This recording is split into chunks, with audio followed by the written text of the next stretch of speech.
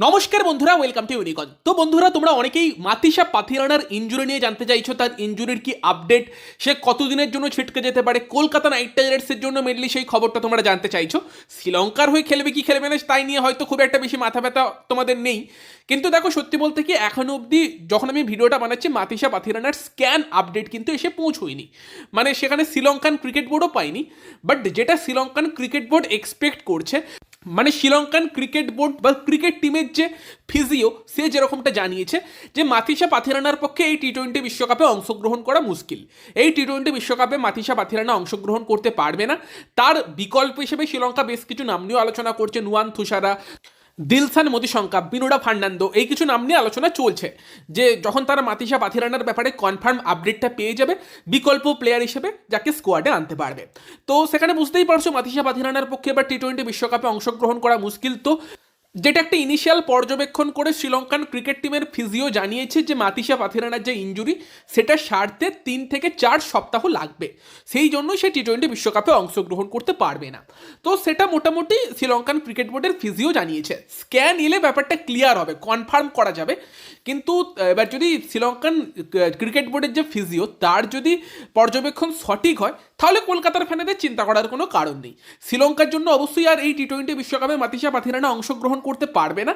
তবে যদি 3 থেকে 4 সপ্তাহের জায়গায় 5 সপ্তাহ লাগে, সেখানে দাঁড়িয়েও আইপিএল শুরু হবার আগে মাতিসা পাথিরানার ফিট হয়ে যাওয়া উচিত। হ্যাঁ, এবার বলতে পারো ম্যাচ ফিটনেস আসতে আর একটু সময় লাগবে।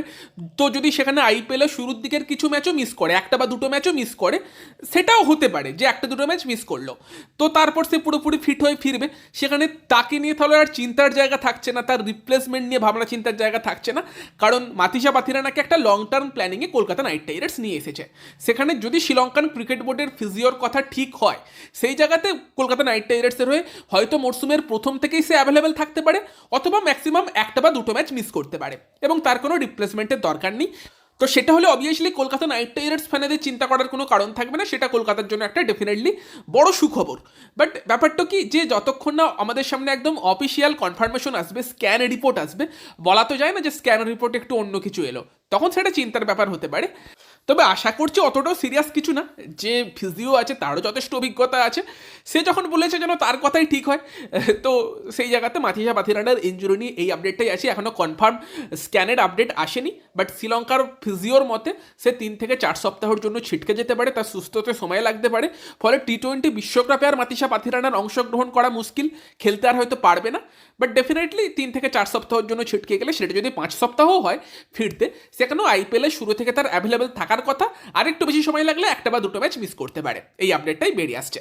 তো এটাই তোমাদের জানিয়ে রাখলাম, পরে কনফার্ম আপডেট এলে তোমাদের জানিয়ে দেবো। ভিডিওটা ভালো লাগলে ভিডিওটাকে লাইক করে দিও, শেয়ার করে দিও। আমাদের চ্যানেলে প্রথমবার এলে আমাদের চ্যানেলটিকে সাবস্ক্রাইব করে পাশের বেল আইকনটাকে অন করে দিও। তো চলো গাইস, এই ভিডিওতে এই পর্যন্তই। Bye bye.